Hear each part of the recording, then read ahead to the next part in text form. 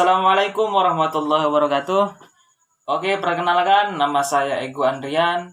Saya mahasiswa dari UIN Sultan Syarif Kasim Riau dan saya dari Prodi Bimbingan Konseling Pendidikan Islam, yakni di Fakultas Tarbiyah dan Keguruan. Dengan NIM saya 12 01 16 16 13 5. Oke, pada kesempatan kali ini saya akan memenuhi tugas UAS dari Ibu Hajah Alfiah Tarmizi. Mata kuliahnya adalah Tafsir dan Hadis Tarbawi. Oke, langsung saja kita masuk ke dalam materinya. Dianya saya akan membahas materi tentang ayat dan hadis tujuan pendidikan Islam. Baik, kita akan membahas hadis tentang tujuan pendidikan. Dianya adalah tujuan pendidikan hendaknya hanya untuk menjadi orang yang berilmu, pembelajar, pendengar, dan pecinta ilmu. Jangan pernah mencapai tujuan yang sifatnya hanya sementara, seperti jabatan, pangkat, dan kekayaan. Hal ini diisyaratkan dalam hadis-hadis berikut. Bismillahirrahmanirrahim. Qala Nabi sallallahu alaihi wasallam, kun alima au muta'aliman au musta'milan au muhibban wala takun khamisan fatuhlika. Allah sallallahu alaihi wasallam bersabda, jadilah engkau orang yang berilmu ataupun dia yang pandai, atau orang yang belajar, atau orang yang mendengarkan ilmu dan mencintai ilmu. Dan janganlah engkau menjadi orang yang kelima, maka engkau akan celaka. Riwayat Bukhari. Jadi penjelasannya, hadis di atas menjelaskan pendidikan, landasan pendidikan. Dianya hadis kun aliman, jadilah ahli ilmu. Memerintahkan untuk memilih jalan ilmu, mencari ilmu, dan menjadi pendengar dan pecinta ilmu. Dan dilarang menjadi orang yang kelima. Orang kelima akan menjadi penyebab kehancuran. Hadis tersebut mengajak kita untuk menjadi orang yang berilmu, atau orang yang mencintai ilmu, atau pendengar ilmu, atau mencintai ilmu. Itulah hakikat tujuan dan pendidikan, yakni memiliki ilmu atau bukan tujuan lain. Bukan tujuan yang lain. Maksudnya jangan jadi selain dari yang 4 tersebut, seperti pemalas, pencinta ilmu, pembenci ilmu, perusak ilmu, dan lain sebagainya. Terlebih jika tujuan pendidikan diorientasikan untuk memperoleh kekayaan duniawi. Banyak juga orang yang berpikir bahwa kekayaan dan jabatan adalah sumber kebahagiaan. Ada di hatinya. Dan kebahagiaan di hati adalah ketenangan dalam berzikir kepada Allah Subhanahu wa taala. Ala bizikrillahi tahma'inna qulub.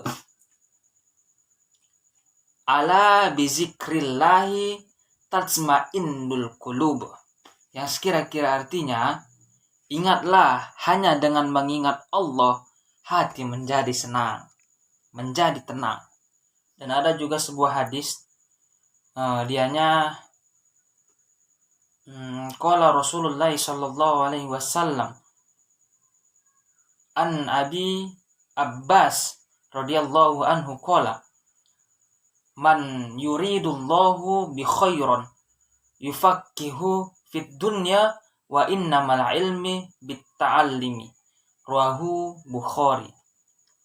Dari Ibnu Abbas radhiyallahu anha, ia berkata, Rasulullah sallallahu alaihi wasallam bersabda, barang siapa yang dikehendaki Allah menjadi baik, maka dia akan dipahamkan dalam hal agama.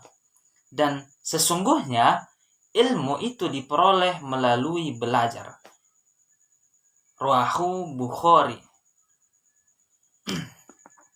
Jadi di sini penjelasannya, hadis may yuridullahu bihi khaira yufaqihu fid dunya. Jadi barang siapa yang dikehendaki Allah menjadi baik, maka dia akan dipahamkan dalam hal agama. Dapat dipahami bahwa orang tersebut akan diberi kebaikan oleh Allah Subhanahu wa taala. Terus kebaikan secara sosial, mental, spiritual menjadi kunci Allah bagi kebaikan seseorang. Dengan kata lain, kalau ingin memperoleh kebaikan apapun di dunia dan di akhirat, jangan jauh-jauh dari agama. Nah, jadi dalam pengertian ini, agama adalah kunci dalam kebaikan seseorang. Agar tidak jauh-jauh dari agama, maka seseorang diwajibkan untuk menuntut ilmu agar tujuan pendidikan Islam dapat terwujud.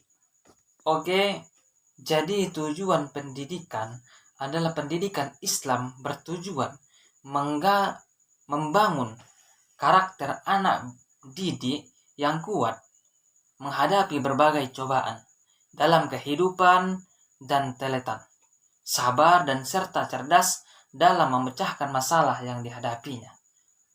Tujuan pendidikan Islam yang telah diuraikan di atas dapat disistematiskan. Dianya yang pertama adalah satu, terwujudnya insan akademik yang beriman dan bertakwa kepada Allah Subhanahu wa taala. Yang kedua, tujuannya itu insan kami yang berakhlakul karimah.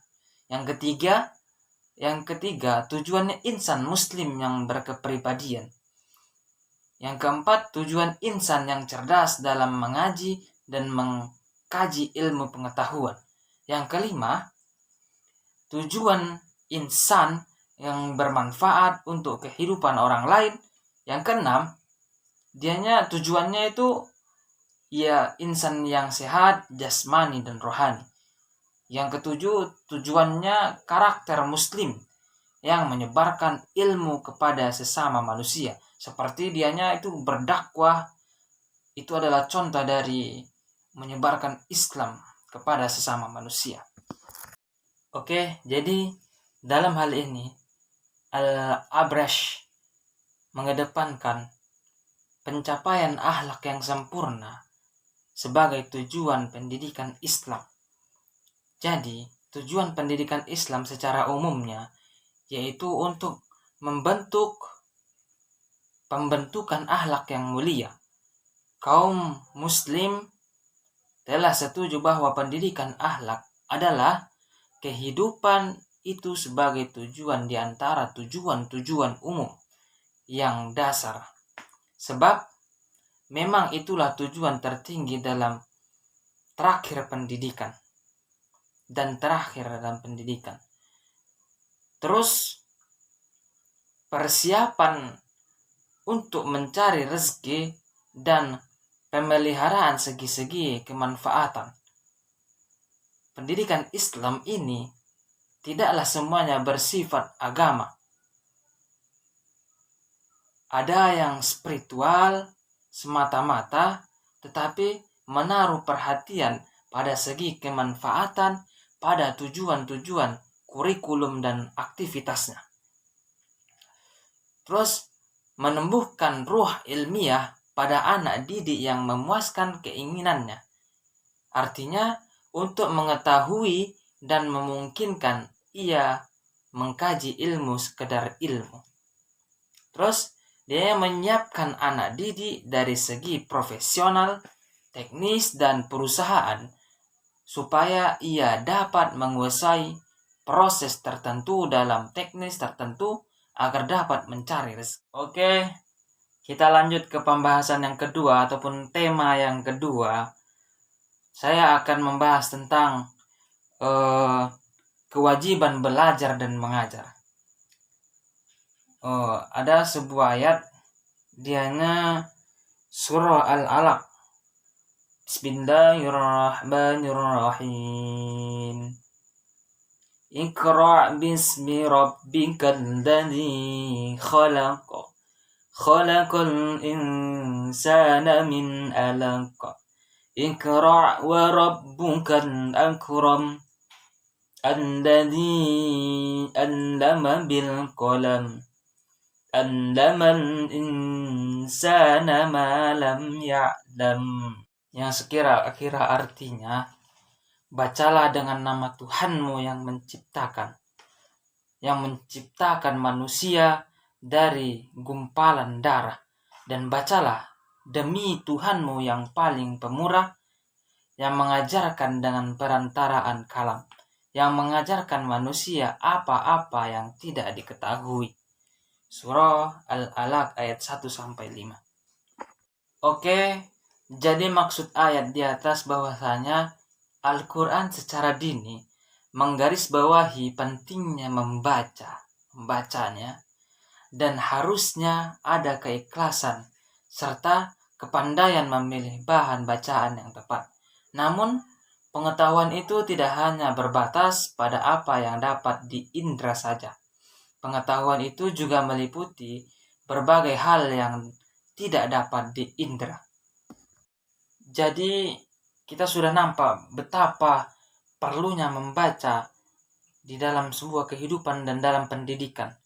Di situ sudah diterangkan bahwasanya Iqra, yang berarti itu adalah bacalah, telitilah, dalamilah, ketahuilah ciri-ciri sesuatu.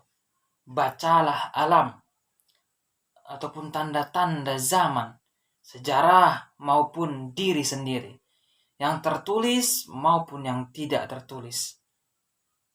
Alhasil, objek perintah Iqra mencakup segala sesuatu yang dapat dijangka.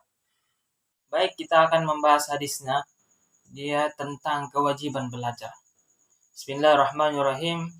Anin Nabi sallallahu alaihi wasallam, thalabul ilmi faridatun ala kulli muslimin. Dari Nabi Muhammad sallallahu alaihi wasallam bersabda, menuntut ilmu itu diwajibkan atas setiap muslim. Hadis riwayat Al-Tabarrid. Dan juga ada hadis dianya Bismillahirrahmanirrahim, thalabul ilmi walau bisin.